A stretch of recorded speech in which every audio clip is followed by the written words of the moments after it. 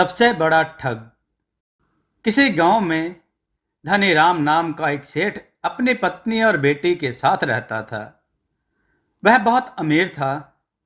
गांव में उसका बहुत बड़ा कारखाना चलता था। वह अपने सामने किसी को कुछ नहीं समझता था। उसने एक आलीशान कोठी बनवाई और पूरे गांव को भोज पर बुलवाया। सेठ बोला, रामू, मेरे गांव की कोठी के लिए पूरे गांव को भोज पर बुला लो। रामू ने कहा, सेठ जी, पूरे गांव को? एक बार फिर सोच लीजिए। सेठ बोला, कहा ना, पूरे गांव को बुलाओ। उन्हें भी तो पता चले कि इस गांव में सबसे ज्यादा अमीर कोई और नहीं। रामू बोला, जी सेठ जी। सेठ बोला, और सुनो, उस खड़ूस मुखिया चंदन को भी जरूर बुलाना। उसे लगता है कि इस गांव में वह सबसे होशियार और समझदार है। रामू बोला, जी सेठ जी, जैसी आपकी इच्छा। 2 दिन बाद रामू बोला, आइए आइए, भोज के लिए पधारिए। आदमियों ने कहा, अरे वाह, सेठ जी ने तो इंतजाम बढ़िया किया है भाई। दूसरा आदमी बोला, भैया, मान गए। इस पूरे गांव में इतना अमीर और कोई नहीं जो पूरे गांव को पंगत में बिठाकर शानदार न्योता दे। रामू बोला, अरे मुखिया जी, आप इधर आइए, यहां बैठिए। मैं अभी सेठ जी को बुलाकर लाता हूं। मुखिया कोठी को देखने लगा। सेठ बोला, और कैसे हो मुखिया जी? चंदन ने कहा, मैं ठीक हूं। आज तो तुमने बहुत रौनक लगा रखी है।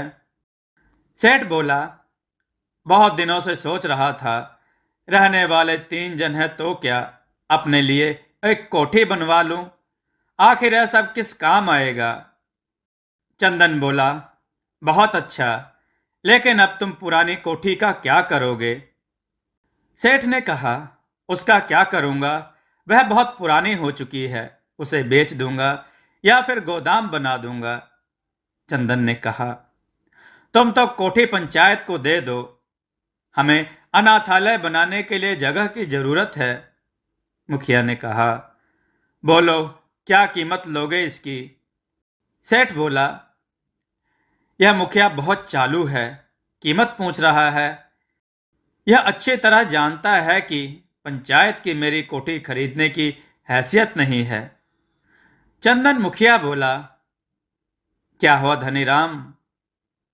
सेठ ने कहा, कुछ नहीं मुखिया जी, मैं सोच रहा था अपनी यह पुरानी वाली कोठी बच्चों के लिए दान दे दूं। अब पुण्य काम के लिए क्या रकम लेना, प्रभु की कृपा से मेरा खजाना भरा हुआ है। मुखिया ने कहा, तुम सच कह रहे हो ना? सेठ ने कहा, हाँ, सच कह रहा हूं। तुम मेरे दरिया दिली के बारे में तो जानते ही हो। मेरा हृदय अंदर से मोम है। चंदन मुखिया ने कहा, हाँ, तुम्हारा मोम तो मैंने आज इस भोज में बहता हुआ देख लिया है। कारखाने में सेठ ने कहा, रामू, क्या बात है, आजकल तुम मजदूरों से ठीक से काम नहीं ले रहे। मैं तुम्हें मजदूरों से ठीक से काम करवाने के लिए पैसे देता हूं, बैठने के लिए नहीं। रामू ने कहा, सेठ जी, काम तो ठीक से चल रहा है। सेठ बोला, देख रामू, इन मजदूरों से तू ठीक से काम ले सकता है तब तो ठीक, वरना तू जा यहां से। रामू ने कहा, ऐसा ना कहिए सेठ जी, मैं यह काम छोड़कर कहाँ जाऊंगा। तभी एक मजदूर चिट्ठी लेकर सेठ से कहता है, सेठ जी, डाकिया आपके लिए चिट्ठी देकर गया है। सेठ रामू से बोला, जरा इस चिट्ठी को खोल कर देखना तो। रामू बोला, इसमें तो चिट्ठी है, आपका कोई प्रेम पत्र लग रहा है। सेठ बोला, अरे बता क्यों रहा है, जल्दी से पढ़कर बता। रामू ने कहा, नहीं पढ़ सकता, यह तो अंग्रेजी में है। सेठ ने कहा, तुम तो मेरे पूरे कारखाने का हिसाब किताब रखते हो और अंग्रेजी नहीं पढ़ सकते, क्या फायदा ऐसे मुंशी का? रामू ने कहा, ऐसी बात नहीं है, मुझे थोड़ी बहुत अंग्रेजी पढ़नी आती है। THIS यह बन गया दिस, IS यह बन गया इज। सेठ बोला, मतलब? रामू बोला, आपने पढ़ने के लिए कहा था, मतलब मुझे नहीं पता। सेठ बोला, अबे अकल के अंधे, तो रहेगा मुंशी ही। जब अकल बट रही थी तब कहाँ था तू? रामू ने कहा, आप गुस्सा मत करिए, इस चिट्ठी को पूरे गांव में एक ही आदमी पढ़ सकता है। सेठ ने कहा, कौन? रामू बोला, कलुआ। पूरे गांव में वही अकेला फर्राटेदार अंग्रेजी बोलता है। सेठ बोला, बुलाओ उसे। रामू उसके पास जाता है। कलुआ, क्या रामू, आज मुझसे क्या काम पड़ गया? रामू बोला, जरा यह चिट्ठी पढ़वानी थी तुमसे, अंग्रेजी में है ना, इसलिए। कलुआ बोला, 50 रुपए लेंगे चिट्ठी पढ़ने के। सेठ ने कहा, तुम चिट्ठी पढ़ने के रुपए लोगे? कलुआ बोला, हाँ, अगर पढ़वानी है तो बोलो, वरना मेरा समय बर्बाद मत करो। हाँ? सेठ बोला, अच्छा, यह लो रुपए, अब पढ़ो। कलुआ बोला, this is to inform you mister Dhaniram. सेठ बोला, इसका मतलब तो बताओ। कलुआ बोला, 100 रुपए और दो तो चिट्ठी का पूरा मतलब समझाता हूं। रामू ने कहा, फिर से रुपए, यह क्या बात है? सेठ बोला, अच्छा अच्छा, यह लो, अब बताओ। कलुआ बोला, सेठ जी, यह चिट्ठी शहर से HR कंपनी से आई है। इसमें लिखा है वह आपको माल का बड़ा ऑर्डर देना चाहते हैं, इसलिए आप अपने माल का सैंपल वहां भेज दो। यह देखो, यह सब लिखा हुआ है। अगर आप चाहो तो मैं रामू को सब कुछ समझा दूंगा, लेकिन जरा मेरा भी ध्यान रखना। सेठ ने कहा, हाँ हाँ, क्यों नहीं, तुम इसे सब समझा दो। कलुआ बोला, ठीक है, तो मैं कल सुबह आकर सब समझा दूंगा इसे। सेठ ने कहा, रामू, अभी तुम जाओ और कल इस कलुए से सब कुछ समझकर सैंपल भेजने की तैयारी करो। रामू बोला, जी सेठ जी। मशीनों को देखने के बाद सेठ बोला, ठीक से सभी मशीनों को देखकर ताला लगाना। अरे, तुम अभी तक यहीं हो, तुम्हारा काम हुआ कि नहीं? आदमी बोला, सेठ जी, सब तैयार है, बस फिट नहीं हो रहा। सेठ बोला, छोड़ो, तुम्हारे बस का कुछ नहीं है, मेरे एडवांस रुपए वापस कर देना। सेठ के जाने के बाद आदमी ने कहा, भाई, कारखाना बंद मत करना, मैं अभी 10 मिनट में सामान लेकर आता हूं। कुछ दिन बाद सेठ बोला, रामू, उस शहर वाली कंपनी का कोई जवाब आया या नहीं? रामू ने कहा, नहीं सेठ जी। सेठ बोला, सैंपल ठीक से भेजा था कि नहीं? बड़ा ऑर्डर आना था वहां से। रामू ने कहा, सेठ जी, मैंने सब कुछ सही से भेजा था। सेठ बोला, रामू, तो मुझे डुबो देगा, तूने जहां जहां सैंपल भेजा वहां से कोई जवाब नहीं आया। तभी दो पुलिस वाले आए। पुलिस वाले ने कहा, अरे सेठ धनीराम कौन है? सेठ ने कहा, क्या हुआ, मैं हूं धनीराम। पुलिस वाला बोला, अरे, तुम्हें हमारे साथ थाने चलना होगा, शिकायत आई है तुम्हारी, तुम्हारा माल जो है तुम्हारा माल जो है नकली है। रामू बोला, नहीं नहीं साहब, हमारा माल तो 100% असली है, कोई मिलावट नहीं है उसमें। पुलिस वाले ने कहा, अरे, HR कंपनी ने शिकायत की है, तुमने उन्हें जो सैंपल भेजे थे वह सब मिलावटी हैं। अगर ऐसा माल बाजार में गया तो तहलका मच जाएगा। सेठ ने कहा, लगता है आपको कोई गलत फहमी हुई है, हमारे यहाँ ऐसा काम नहीं होता साहब। पुलिस वाले सेठ को पुलिस वाले सेठ को पकड़कर ले जाते हैं। रामू बोला, सेठ जी आप घबराइए नहीं, मैं कुछ करता हूं। दो आदमी आकर कारखाने को सील कर देते हैं। कर्मचारी ने कहा, यह आप क्या कर रहे हैं? सरकारी अफसर बोला, अब इस कारखाने का केस तो अदालत तक जाएगा, इसके बाद ही कोई सही फैसला आएगा। अगला ऑर्डर आने तक यह कारखाना बंद रहेगा। पुलिस वाला बोला, अरे सेठ अब सच सच बता। सेठ ने कहा, कहा ना मेरे कारखाने में कोई मिलावट वाला माल नहीं बनता, किसी ने झूठी शिकायत की है।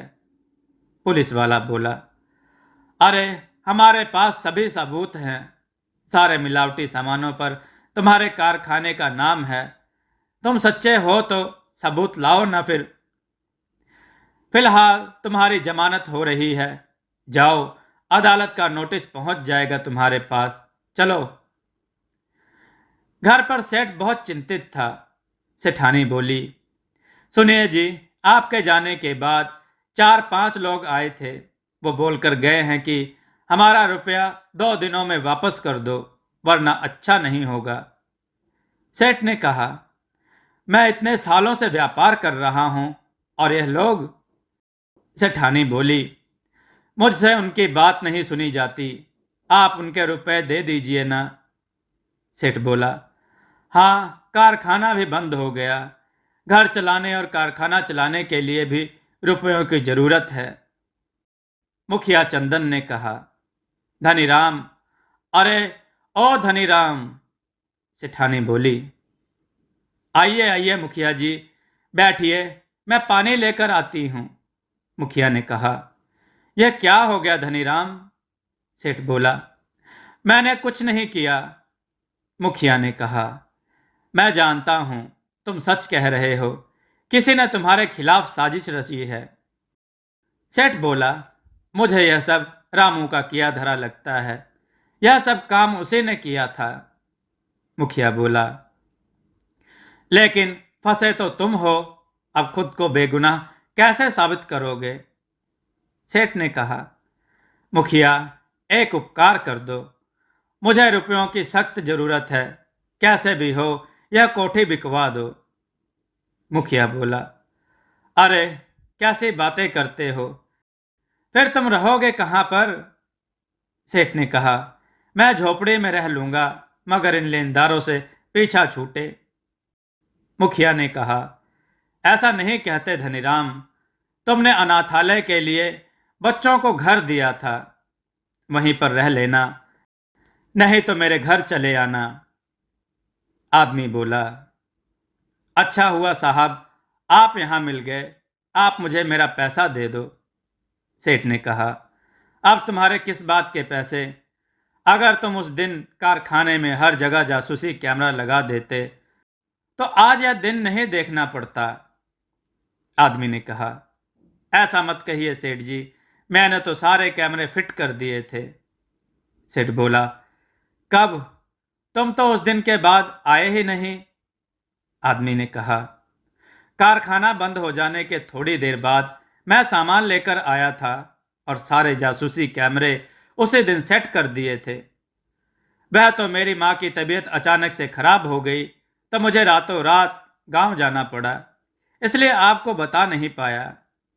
मुखिया बोला, यह तो बहुत ही अच्छी बात है धनीराम, कारखाने से तुम्हारी बेगुनाही का कोई ना कोई सबूत जरूर हाथ लगेगा। सेठ बोला, हाँ चलो चलते हैं। तीनों खिड़की से कारखाने में घुसते हैं। आदमी ने तीनों जगहों से छिपे हुए जासूसी कैमरे निकाले और चलाए। एक कैमरे में कर्मचारी मशीनों के साथ काम कर रहे थे, दूसरे कैमरे में रामू और सेठ बातें कर रहे थे। सेठ बोला, अरे इसमें तो कुछ भी नहीं है।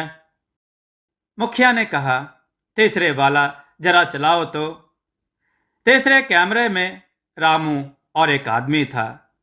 रामू ने माल के पैकेट उठाकर एक बड़े से थैले में रखे और दूसरे आदमी ने उनकी जगह दूसरे पैकेट रखे। रामू ने सेठ वाले माल का थैला आदमी को दिया और उससे पैसों की गड्डी ले ली। आदमी बोला, अरे किसी को कुछ पता तो नहीं चलेगा? रामू बोला, अरे ना ना, वो सेठ और उनका नौकर दोनों मूर्ख हैं। इस सेठ को जेल भेजकर धीरे धीरे सारा कारखाना हथिया लूंगा मैं। हाँ, सेठ ने कहा, यह सब रामू ने किया है? मुखिया बोला, चलो अब पुलिस स्टेशन चलते हैं भाई। दो पुलिस वाले रामू को घर से पकड़ते हैं। रामू ने कहा, अरे मैंने क्या किया? पुलिस वाला बोला, अरे मिलावटी माल तूने रखा और फंसा सेठ को रहा था। रामू बोला, मैंने कुछ नहीं किया, वह सेठ झूठ बोल रहा है। पुलिस वाला बोला, अबे चल, पक्का सबूत है हमारे पास तेरे खिलाफ। इसके बाद दो आदमी कारखाने की सील खोल देते हैं। मुखिया बोला, मुबारक हो धनीराम, तुम अपनी समझदारी से एक बहुत बड़ी मुसीबत से बच गए। सेठ ने कहा, मुखिया जी सच बताऊं तो यह समझदारी मेरी नहीं, इस कैमरे वाले भाई की थी। इसी ने मुझे मनाया था, कह रहा था कि आप कैमरे लगवा लो सेठ जी, इतना बड़ा कारखाना है, देर सवेर हो जाती है, यह उस वक्त काम आएंगे। भाई तुम्हारा बहुत बहुत धन्यवाद, बड़ा उपकार आपका। आज तुम्हारी वजह से मेरा काम और नाम दोनों की लाज बच गई, वरना मैं सड़क पर आ जाता। आदमी बोला, ऐसा मत कहिए सेठ जी, करने वाला तो भगवान है। दोस्तों, आपको यह कथा कैसी लगी? अपने विचार और सुझाव कमेंट में जरूर दें। हमारी कथाओं को लाइक करें, हमारे चैनल को सब्सक्राइब करना न भूलें। हमारी कथाओं को शेयर जरूर करें, जिससे लोगों को अच्छा ज्ञान प्राप्त हो। जय श्री राम भक्तों।